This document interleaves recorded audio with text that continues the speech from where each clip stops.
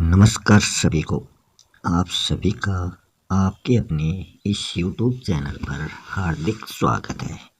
आज हम NCERT कक्षा 12 की आरोह पुस्तक का जो प्रथम पाठ है हरिवंश राय बच्चन जी का, तो इसके बारे में हम आज पढ़ने वाले हैं। हरिवंश राय जी एक प्रसिद्ध हालावाद के कवि माने जाते हैं। इनका जन्म प्रताप नारायण बच्चन व सरस्वती देवी के घर 27 नवंबर 1907 को इलाहाबाद में हुआ था। इनकी कुछ प्रमुख रचनाएं दे रखी हैं। मधुशाला 1935 में रचित है, मधुबाला 1938, मधु कलश 1938, निशा निमंत्रण, एकांत संगीत, आकुल अंतर, मिलन यामिनी, सतरंगिनी, आरती और अंगारे, नए पुराने झरोखे, टूटी फूटी कलियां, ये इनके काव्य संग्रह हैं। क्या बोलूं क्या याद करूं, नीड़ का निर्माण फिर, बसेरे से दूर, 10 द्वार से सोपान तक, ये इनके 4 आत्मकथा खंड हैं। हेमलेट, जनगीता, मैकबेथ, इनका इन्होंने अनुवाद किया था। प्रवासी की डायरी जो है वो इनकी डायरी है। इनका जो पूरा वाङ्मय है वो बच्चन ग्रंथावली के नाम से 10 खंडों में प्रकाशित हुआ है।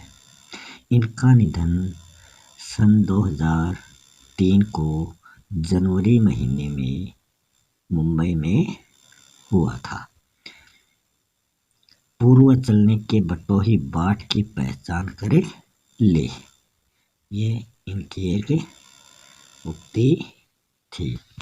1942 से 1952 तक इलाहाबाद विश्वविद्यालय में ये प्राध्यापक, आकाशवाणी के साहित्यिक कार्यक्रमों से संबद्ध, फिर विदेश मंत्रालय में हिंदी विशेषज्ञ रहे थे।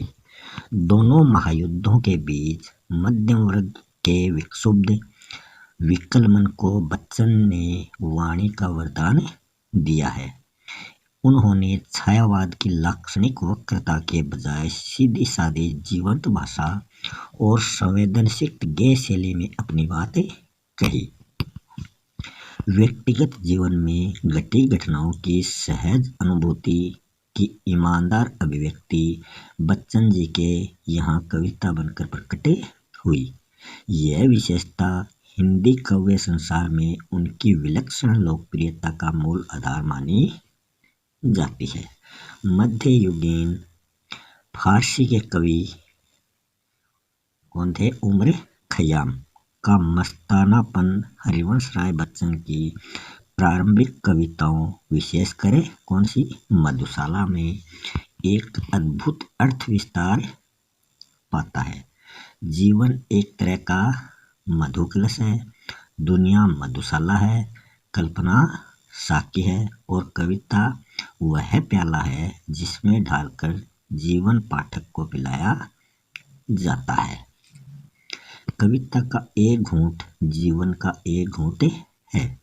पूरी तन्मयता से जीवन का घूंट भरे, कड़वा खट्टा भी सहज भाव से स्वीकार करे तो अंततः एक सूफियाना सी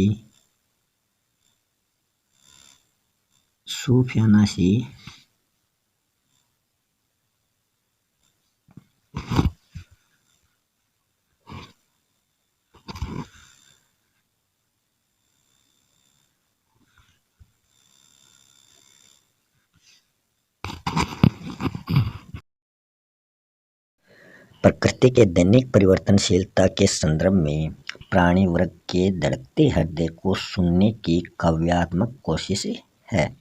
बहुत ही सरल सर्वानुभूत बिंबों के जरिए किसी अगोचर सत्य की रूहानी छुअन महसूस करा देना बच्चन जी को जो अलग विशेषता है। यह गीत उनका एक बेहतर नमूना है। किसी प्रिय आलम्बन या विषय से भावी साक्षात्कार का आश्वासन ही हमारे प्रयास के पगों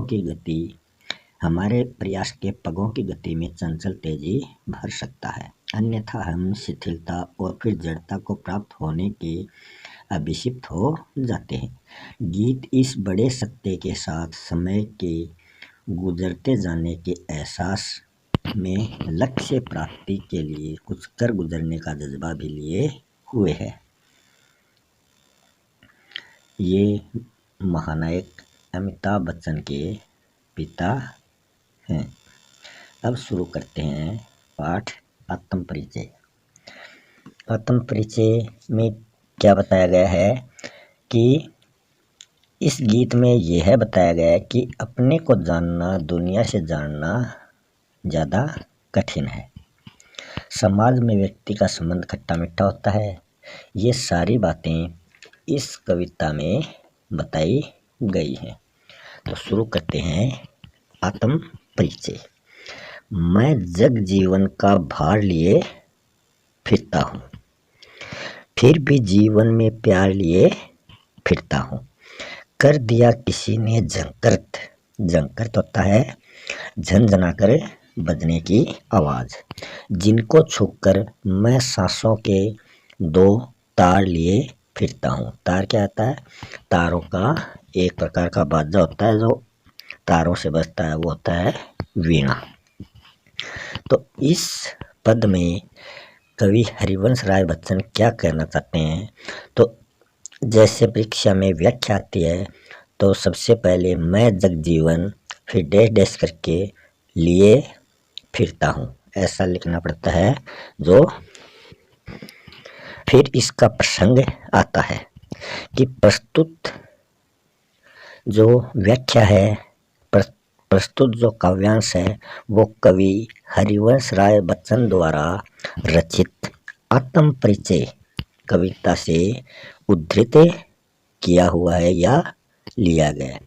इसमें कवि ने अपने जीवन की जीने की जो विशेष शैली है उसका परिचय दिया है। फिर हम इसका भावार्थ करते हैं कि मैं जग जीवन का भार लिए फिरता हूँ। कवि कहता है कि मैं इस सांसारिक जीवन का जो भार है वो अपने ऊपर लिए फिरता हूँ, फिर भी जीवन में सदा प्यार लिए फिरता हूँ। इस तरह की इस भार रूपी व्यवस्था के बावजूद मेरे जीवन में प्यार प्रेम सदा बने रहते हैं। कर दिया किसी ने झंकृत जिनको छूकर मैं सांसों के दो तार लिए फिरता हूँ। कि किसी प्रिय ने मेरे हृदय की जो कोमल भावनाएं हैं उनको स्पर्श करके इनको झंकृत कर दिया है। कि जिस प्रकार वीणा के तारों को कोई झंकृत कर देता है तो वो अपना मधुर राग बिखेरने लगती है, इस तरह मैं अपने सांसों के दो तार लिए हुए जग जीवन में फिरता रहता हूँ। फिर आगे अगला पद है, मैं स्नेह सुरा का पान किया करता हूँ। स्नेह सुरा क्या होती है? स्नेह रूपी सुरा कि प्रेम रूपी जो शराब है, इसमें रूपक अलंकार है, का पान किया करता हूँ। मैं कभी न जग का ध्यान किया करता हूँ। जग होता है संसार विश्व जगत। जग पूछ रहा है उनको जो जग की बातें, जो जग की गातें, मैं अपने मन का गान किया करता हूँ। तो इसमें कवि हरिवंश राय बच्चन कहते हैं कि प्रेम रूपी शराब को पीकर, जो ये प्रेम रूपी शराब है, स्नेह क्या होता है? प्रेम। तो प्रेम रूपी शराब को पीकर मैं हमेशा मस्त रहता हूँ। इसी मस्ती में इस बात का भी मैं विचार नहीं कर पाता हूँ कि लोग मेरे संबंध में क्या कहते हैं, क्या सोचते हैं। मैं इस बात की भी चिंता नहीं करता हूँ कि यह संसार तो उन्हें पूछता है जो उनके कहने पर चलते हैं, कि संसार तो उन्हें ही पूछेगा जो उनके अनुसार चलते हैं, किंतु मैं अपने मन की जो भावनाएं हैं उनके अनुसार अपने गान गाता हूँ तथा अपने ही मनोभावों को अभिव्यक्ति देता हूँ कि मैं संसार के अनुसार नहीं चल रहा हूँ, मैं तो अपनी मन की मस्ती में गा रहा हूँ। मैं निज उर के उद्गार लिए फिरता हूँ। निज होता है स्वयं का, खुद का, अपना। उर होता है हृदय और उद्गार होता है जो मन में भाव उमड़ते हैं, भाव होता है उद्गार। मैं निज उर के उपहार लिए फिरता हूँ। उपहार क्या होता है? भेंट होती है, नजराना होता है। मैं यह अपूर्ण संसार न मुझको भाता। भाता मतलब अच्छा नहीं लगता। मैं सपनों का संसार लिए फिरता हूँ। तो इस पद्य में कवि हरिवंश राय बच्चन कहते हैं कि मैं इस संसार के बारे में अपने हृदय में नए नए भाव लिए फिरता हूँ। मैं उन्हीं मनोभावों को लेकर उमड़ता घुमड़ता रहता हूँ और मैं किसी दूसरे के इशारे पर भी नहीं चलता, कि मैं स्वयं अपने मन के अनुसार चलता हूँ। मैं अपने हृदय की भावना को ही उत्तम भेंट मानकर उसे स्वीकार करता रहता हूँ। मुझे यह संसार जो है ये अधूरा सा लगता है, कि यह संसार अभी पूर्ण नहीं है।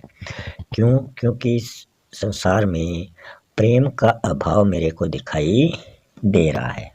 यह इसी कारण मुझे अच्छा नहीं लगता। मेरे मन के अंदर प्रेम में सुंदर सपनों का संसार है और उसी को लेकर मैं आगे बढ़ना चाहता हूँ।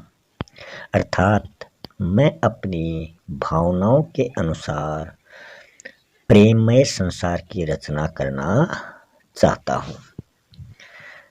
मैं जला हृदय में अग्नि दहा करता हूँ, सुख दुख दोनों में मग्न रहा करता हूँ। जग भव सागर तरने को नाव बनाए, मैं भव मौजों पर मस्त बहा करता हूँ। भव मौजें होती है, भव होता है संसार, भव रूपी मौजें होती है संसार रूपी लहरें। तो इसमें कवि हरिवंश राय बच्चन इस पद में कहना चाहते हैं कि मेरे हृदय में प्रेम की जो अग्नि है वो हमेशा जलती रहती है और मैं उसी की तपन से स्वयं तपता रहता हूँ। मैं प्रेम दीवानगी में मस्त होकर जीवन के जो सुख दुख है इन दोनों दशाओं में हमेशा मग्न या खुश रहता हूँ। यह संसार जो है ये विपदाओं का सागर है। मैं इसे प्रेम रूपी नाव से पार करना चाहता हूँ। इसलिए भव सागर की लहरों पर प्रेम की उमंग और मस्ती के साथ मैं बहना चाहता हूँ। इस तरह मैं मदमस्त जीवन नाव से संसार सागर के किनारे पर जाना चाहता हूँ। नेक्स्ट है, मैं यौवन का उन्माद लिए फिरता हूँ। उन्माद होता है पागलपन। उन्मादों में भी अवसाद लिए फिरता हूँ। अवसाद होता है दुख उत्पन्न करने वाली एक उदासी या विषाद, जो मुझको बाहर हंसा रुलाती भीतर है। मैं हाय किसी की याद लिए फिरता हूँ। इस पद्य में कवि हरिवंश राय बच्चन कहते हैं कि मैं जवानी की मस्ती में रहता हूँ। यौवन जवानी कि मैं जवानी की मस्ती में रहता हूँ। मेरे ऊपर प्रेम की अत्यधिक सनक सवार रहती है, कि मैं हमेशा प्रेम में ही मस्त रहना चाहता हूँ, मुझे और कुछ दिखाई नहीं देता। इस दीवानगी ने मुझे कदम कदम पर निराशा भी मिलती रहती है, अर्थात दुख विषाद की भावना विद्यमान रहती है। इससे मेरी जो मन स्थिति है वो बाहर से तो हंसते हुए दिखाई देती है, परंतु अंदर ही अंदर वो मुझको रुलाती रहती है। इस स्थिति का मूल कारण है कि मैं अपने हृदय में किसी प्रिय की मधुर स्मृति बसाए हुए हूँ और हर समय उसकी याद करता रहता हूँ कि वो हमेशा मुझे याद आती रहती है और उनसे न मिलने के कारण मैं दुखी हो जाता हूँ। आगे है कर यत्न। यत्न होता है प्रयत्न या कोशिश। मिटे सब सत्य किसी ने जाना। नादान वही है, नादान होता है जो नासमझ होता है, वही है हाय जहाँ पर दाना। फिर मूड ने क्या जग जो इस पर भी सीखे। मैं सीख रहा हूँ, सीखा ज्ञान भुलाना। मूड होता है मूर्ख। तो इस पद्य में कवि हरिवंश राय बच्चन कहते हैं कि इस संसार को जानने के लिए अनेक प्रयत्न मैंने किए हैं। सबने सत्य को जानने की बहुत कोशिश की, परंतु जीवन सत्य को अभी तक कोई नहीं जान पाया। इस तरह जिसे भी देखो वही नादानी नासमझी कर रहा है। इस संसार में जिसे जहाँ पर भी धन दौलत भोग सामग्री मिल जाती है वह वहीं पर अपना दाना चुगने लगता है, अर्थात अगर उसका स्वार्थ पूरा हो जाता है यहाँ पर तो वो उसी काम में लग जाता है। परंतु कवि की दृष्टि से ऐसे लोग मूर्ख होते हैं, क्योंकि वे जानबूझकर सांसारिक लाभ मोह के चक्कर में उलझे जाते हैं। मैं संसार की इस नासमझी को समझ गया हूँ, इसलिए मैं सांसारिकता का पाठ सीख रहा हूँ और सीखे हुए ज्ञान को अर्थात जो भी पुरानी बातें हैं उनको भूलकर अपने मन के अनुसार चलना मैं सीख रहा हूँ।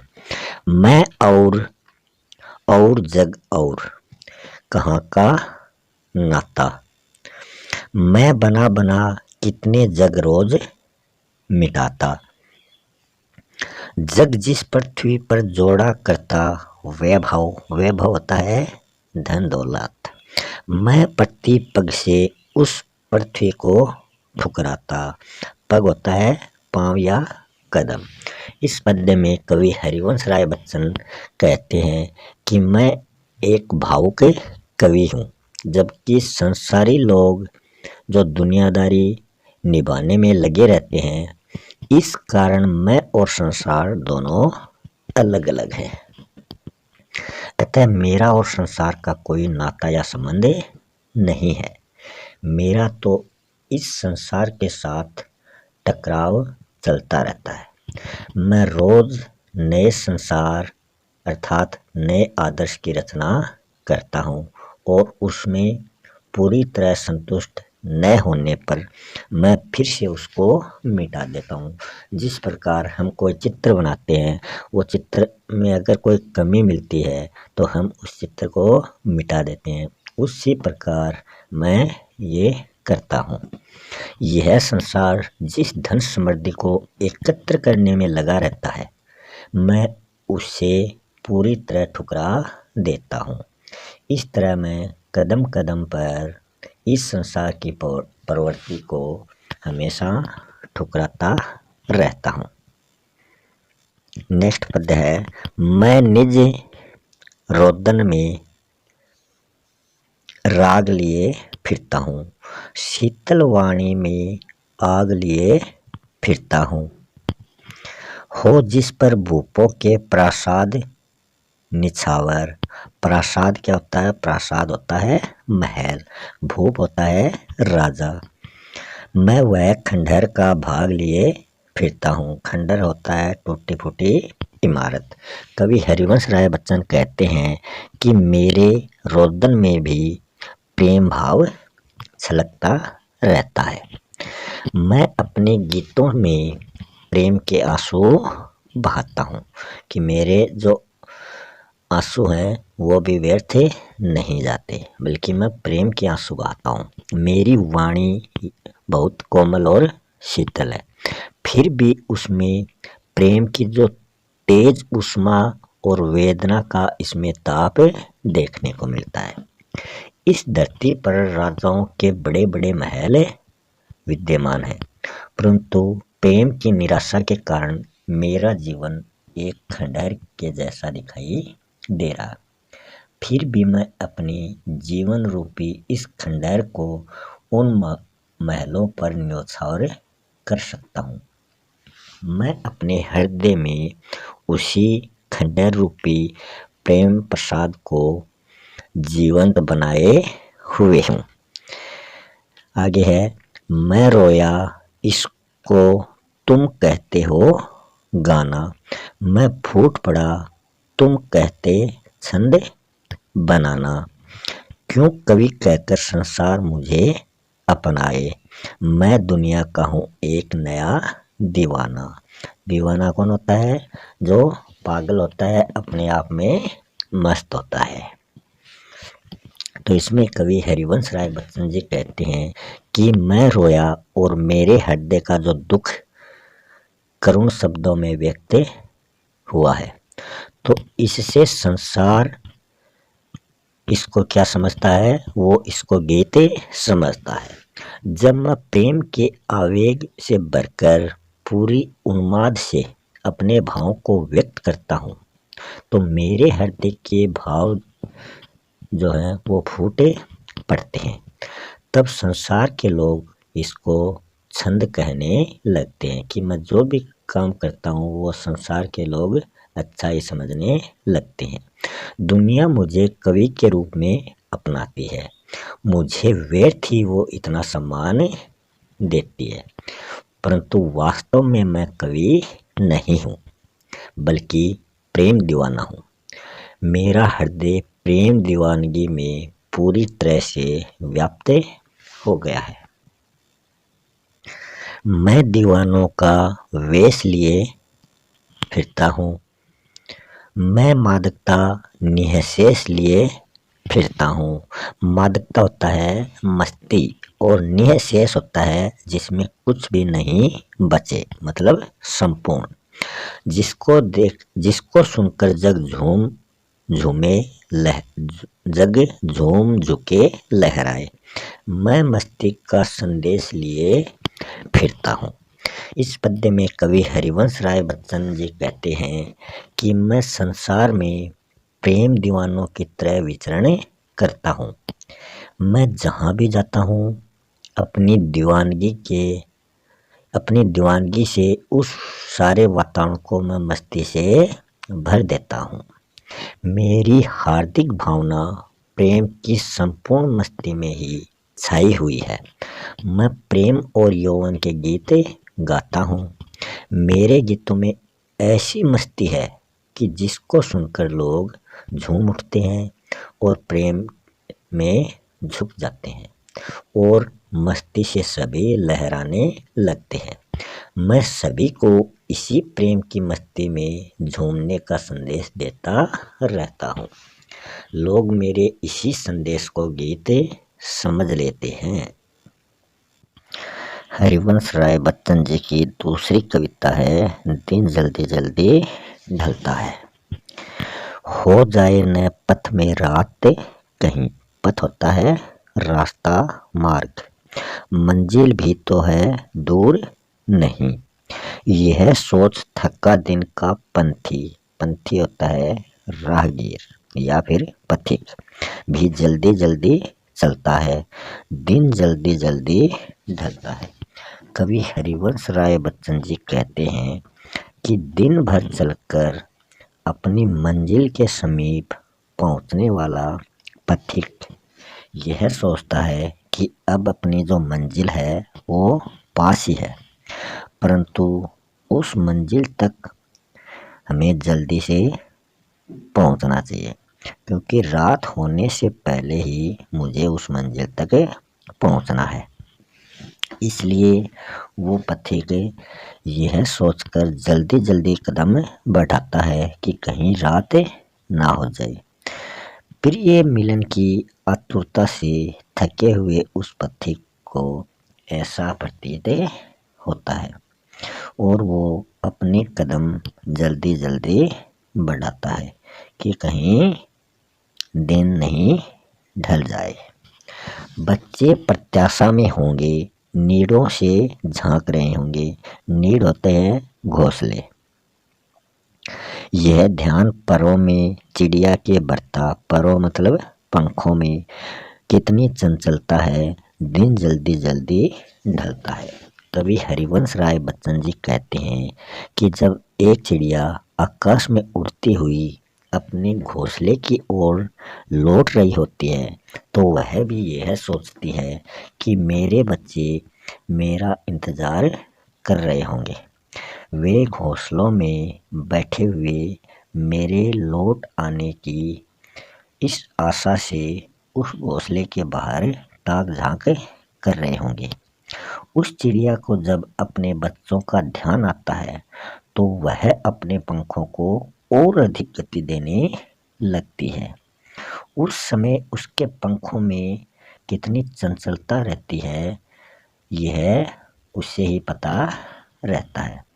जब दिन जल्दी जल्दी ढलता है, तो प्रत्येक पथिक में अपनी मंजिल तक पहुंचने की तीव्रता भी उस चिड़िया की तरह दिखाई देती है। नेक्स्ट पद है, मुझसे मिलने को कौन विकल, विकल मतलब व्याकुल, मैं हूँ किसके लिए चंचल। यह प्रश्न शिथिल करता है, यह प्रश्न शिथिल करता पद को, पद होता है पैर, भरता उर में विह्वलता, उर होता है हृदय, विह्वलता होता है व्याकुलता। दिन जल्दी जल्दी ढलता है कि इसमें कवि हरिवंश राय बच्चन जी कहते हैं कि इस दुनिया में मेरा कोई अपना नहीं है जो मुझसे मिलने के लिए व्याकुल हो। फिर मेरा हृदय किसके लिए चंचल हो रहा है, मेरे मन में किससे मिलने की व्याकुलता है। यह प्रश्न मेरे बढ़ते हुए कदमों को शिथिल या कमजोर कर देता है और मेरे हृदय में निराशा की भावना भरने लगता है। यह प्रेम ही है जिसकी विवलता से दिन जल्दी जल्दी ढल जाता है, अर्थात प्रिय के विरह वियोग से हृदय निरंतर व्यथित रहता है, जिससे दिन जल्दी जल्दी ढल जाता प्रतीत होने लगता है और रात फिर विरह वेदना को बढ़ाती रहती है। तो ये फर्स्ट जो लेसन है ये कंप्लीट हो गया है।